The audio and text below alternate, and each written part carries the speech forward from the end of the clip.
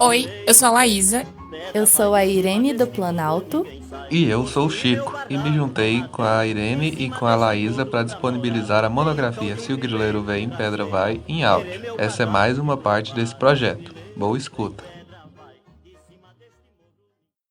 O golpe de 1930, que deu fim à Primeira República, e o governo provisório instaurado em 1931, inaugura uma nova rodada da legalização da grilagem.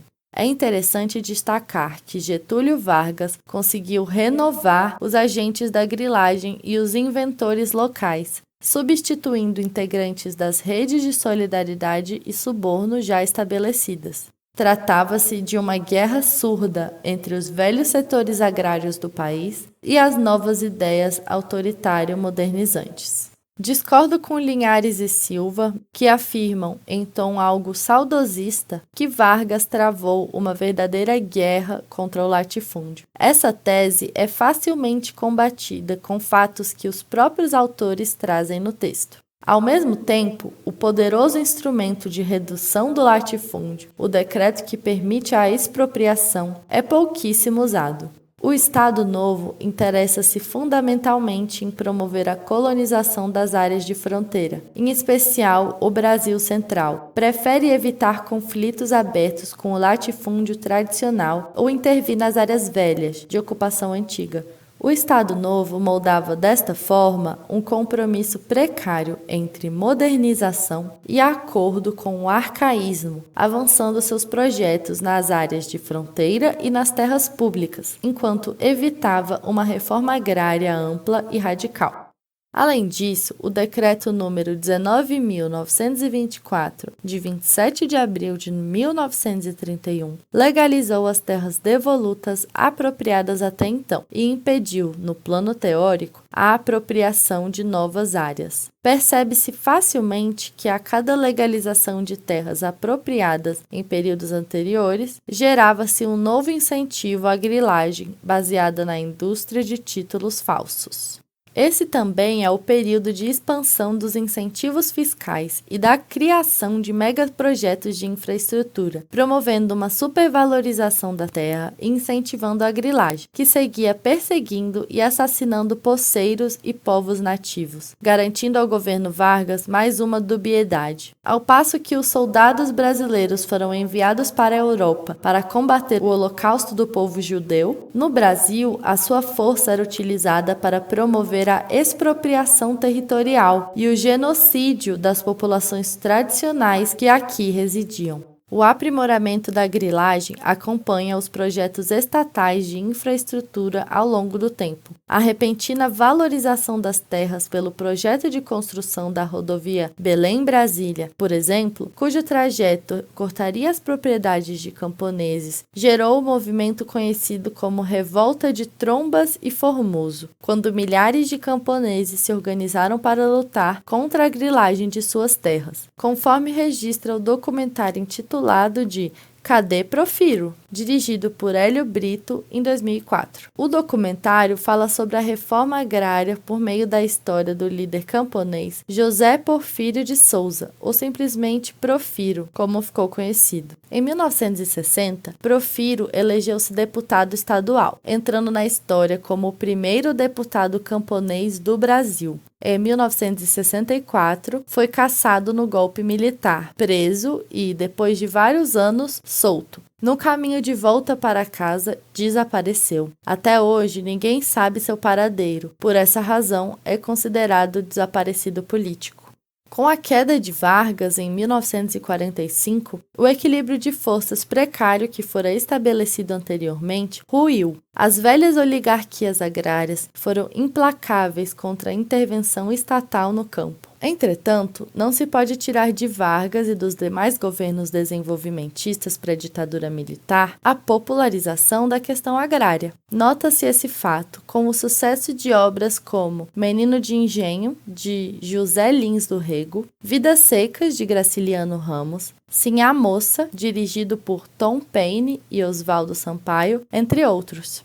Todas as investidas federais contra a estrutura fundiária instalada na Quarta República encontravam forte resistência no governo federal. Especialmente no governo Goulart, era grande o temor da extensão dos direitos trabalhistas e sociais aos assalariados do campo, fazendo uma junção entre os grupos urbanos rurais que lutavam pelas chamadas reformas de base. Tal extensão chegou com o Estatuto do Trabalhador Rural, que, como afirma Linhares e Silva, tornava a existência do trabalhador rural política, posto que estendia até ele, agora com toda a proteção jurídica devida e não mais à mercê de interpretações, a cidadania oferecida aos grupos de trabalhadores urbanos pela CLT. Essa medida e outras mais que viriam conforme crescia a pressão por reformas sociais, como o projeto de reforma agrária, culminaram na crise de 1964.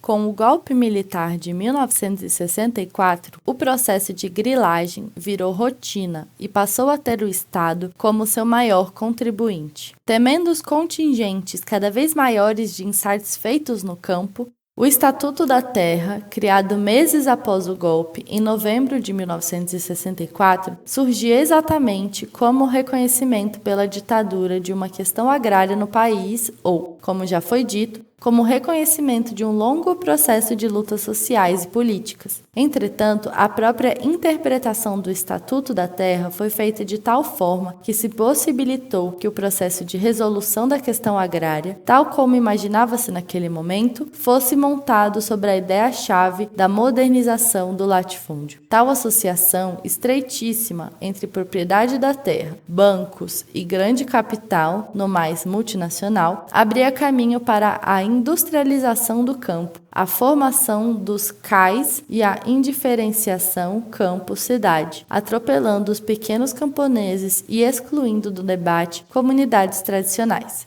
A grilagem se tornou escancaradamente a principal modalidade de aquisição de terras no país. Foi um período de aumento do fluxo do capital internacional, incentivando a grilagem de terras com venda garantida a estrangeiros, com conhecimento e participação de membros do poder público, consagrando as redes de solidariedade compostas por grileiros, empresários, funcionários públicos e capital internacional. A exemplo do Bradesco no caso das terras de Avá Canoeiro, da Telos S.A. no Mato Piba, da CR Almeida no Pará, da Celestial Green Venture e comunidades amazonenses, etc. A corrupção generalizada de órgãos como o Instituto Brasileiro de Reforma Agrária, IBRA, e o Serviço de Proteção ao Índio, SPI, produzindo documentos que ou atestavam a ocupação ilegal ou serviam para gerar confusão jurídica quanto à propriedade, legitimavam os processos de grilagem que operavam através do terror e do extermínio. Desde os seus primeiros dias, a ditadura militar praticou uma firme política de repressão contra os sindicatos de trabalhadores rurais, contra as lideranças camponesas, dissolvendo suas organizações, prendendo e exilando suas lideranças. Mais grave ainda, fechou os olhos para o desenvolvimento de grupos armados de jagunços, que perseguiam as principais lideranças sindicais e incendiavam as casas dos trabalhadores que resistiam às exigências dos senhores de terras. Tratava-se, além de dar um salto no padrão agrário vigente, de esvaziar a luta pela terra como tema nacional. Com incentivos fiscais e a propaganda integrar para não entregar, no regime militar, as grandes empresas iam transformando em pastagens várias áreas do Estado. Entre 1970 e 1980, a ausência do poder estatal na proteção de populações tradicionais fez com que se tornassem comuns as práticas de grilagem, através da venda da mesma terra a compradores diversos, a revenda de títulos de terras públicas a terceiros, como se elas tivessem sido postas legalmente à venda por meio de processos licitatórios, a falsificação e a demarcação da terra comprada por alguém numa extensão muito maior que a originalmente adquirida, com os devidos documentos ampliando-a, a confecção ou adulteração de títulos de propriedade e certidões diversas,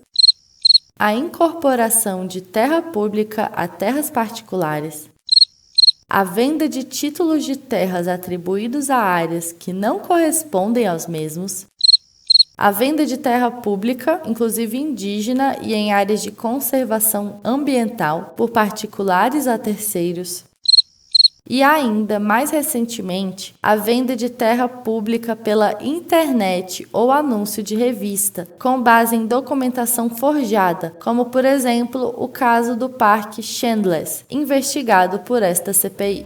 Pedra vai de cima deste morro, ninguém sai. Construí meu barraco de madeira, em cima deste morro pra morar. Vem o cão de um grileiro de rasteira, querer meu barraco derrubar. Mas se o grileiro vem, pedra vai de cima deste morro. Momento Pedrada. Opa, gente, hoje a pedrada é do professor Antônio Nobre, da FUP. Ele diz o seguinte: achei muito interessante a leitura quase que literal do documento, como uma forma de retorno quase que imediata para a comunidade. E, também, uma forma atual de divulgação para a comunidade acadêmica. Mas, será que o retorno mais eficaz para a comunidade calunga seria uma releitura, abordando temas e temáticas selecionadas e, de certa forma, mais interessantes para a comunidade quilombola?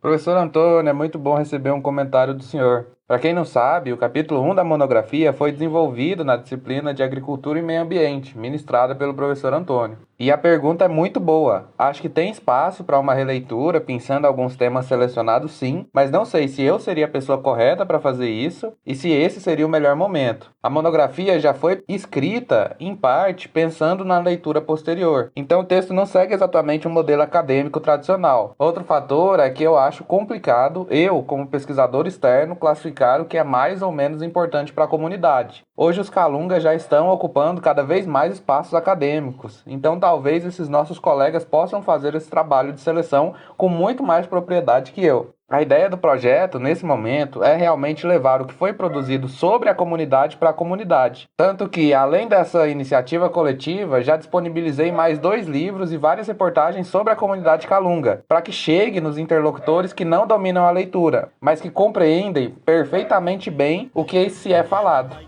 Deste morro ninguém sai, ao grileiro nós vamos resistir, todo o povo daqui vai descer, e uma ordem geral vai partir, que é botar o grileiro pra correr. Oi grileiro vem, pedra vai de cima deste morro, ninguém sai. Oi grileiro vem, pedra vai de cima deste morro, ninguém sai.